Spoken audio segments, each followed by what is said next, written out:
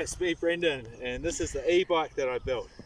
If you want to find out how I did it, keep watching the video, and if you like what you see, don't forget to like and subscribe to find out what other crazy stuff I can make.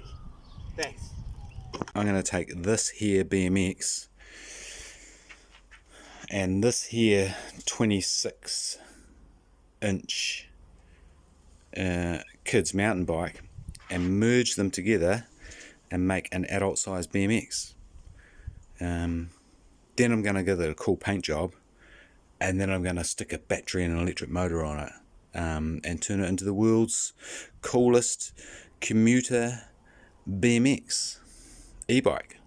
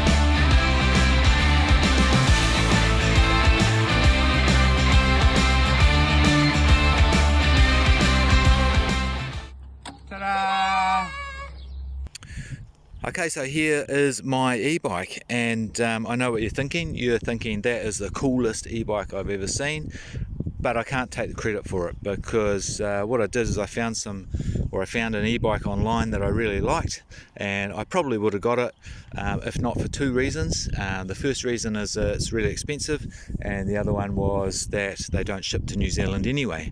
So I thought, hey, I'm going to build one. So what I did is I got the two bikes. I got the kids mountain bike and I got the BMX, and I think together the combined cost of those was about $70. So I think it was $50 for the BMX and $20 for the mountain bike.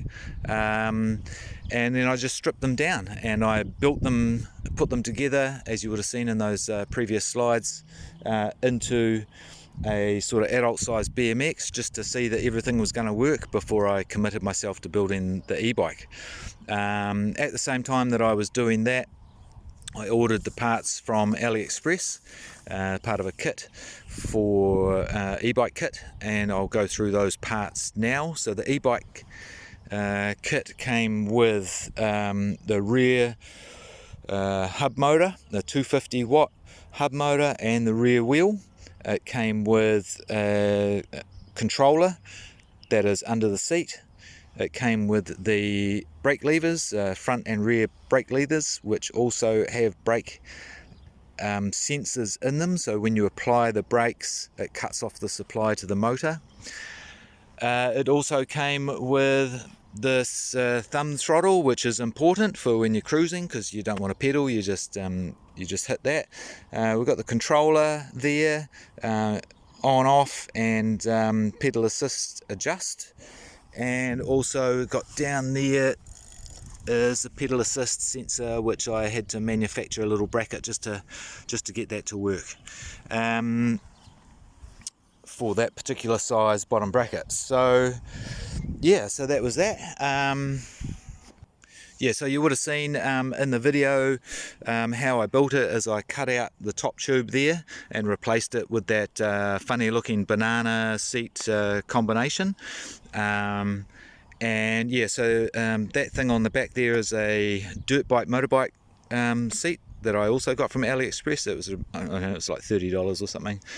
Super comfy, and my daughter and I can both sit on it together and go cruising. And this thing here, it's a bit rough, but that's just what she puts her feet on at the moment. So I mean, I'm really happy with this bike. It's turned out really well, but I think we should just call this like a prototype, because I am going to build another one, and the other one will be more specific for carrying 2 people. And I think what I'll do is I'll end up gifting this one to my 12-year-old daughter, because she really likes riding it. In fact, everyone really likes riding it. So I'm going to have to build myself another one that's like I said, capable of purposely carrying 2 people, and then I'm also going to have to build my wife one as well, so we can go cruising as a family. Yeah, so what I'll do is I'll just whip that seat off and we can have a look inside. So the seat comes off here just with those 2 screws, so I'll just do that now. Yeah, so here's those 2 screws, pull those out, and then the seat just slides off backwards like that. You've got these 2 little tags here that I've just welded a couple of little brackets on there, and then the tags just sit up under there and hold the seat down, and then the screw holds it in the back there. And then there you go, there's all your stuff in there. You've got your controller and your battery, and I did have a switch, on-off switch up the front here, but it was underrated and it shorted out, so I decided to get rid of that and just rely on the on-off up here as to how it's designed. So yeah, and there's just all your wires in there, all tangled up. You've got your little charging port in here. Yeah, and that's about it. So the bike itself, it goes about just over 30k an hour on the flat, and with my daughter and I, we've had it up to 51k an hour together going downhill. And that's the beauty about building your own one. It doesn't have a governor on it, so you want to go flying down those hills, you can. Yeah, and then I've just got a little bag on the front up here for anything you want to carry. I normally put my cell phone in there because I don't like having it in my pocket, and today I've got a screwdriver in there for taking the seat off, and bike chain, which you know, I'd hate for this thing to get stolen. So yeah, that is my e-bike. Just a couple of things that I forgot to mention when we were at the other site, and that's the battery enclosure. So that's just a piece of folded, I think it's 1mm steel, that I got folded in. Well, I made up a template out of cardboard, and then I got cut it out, laid it out flat on a piece of steel plate and cut out the shape. Took it to my engineering mate, and he did a nice fold for it there, and I just welded it into there. Some other little things that I did was that I welded these little tags on here to enable me to cable tie everything up, and there's another one down there. Yep.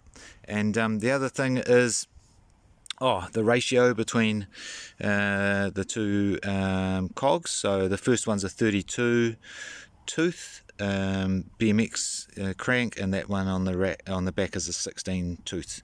The thread, if you're interested, for the hub is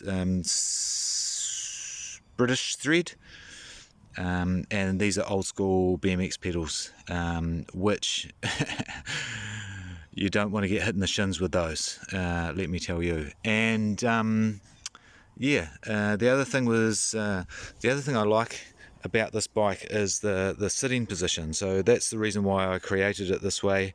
It's because it's a more sort of neutral, upright sitting position for cruising that I like. So but the other thing was the battery. So the battery that I ordered from AliExpress was pretty underwhelming. It was falsely advertised. I thought I was going to get a range of about 30k out of it, but ended up it's only about a 12-kilometer range. But you know, I built this bike just to commute to work and back, and so that is bang on about 12k. So yeah, so it's fit for that purpose. It's small, it's light, it's nimble, and most of all, it's fun to ride, and everyone loves it. The kids love it, I love it, the wife loves it, people I've met love it. So yeah, can't wait to build another one. So yeah, if you like this video, please like and subscribe, because I'm going to build more crazy or cool stuff. So yeah, keep watching. Cheers, thanks.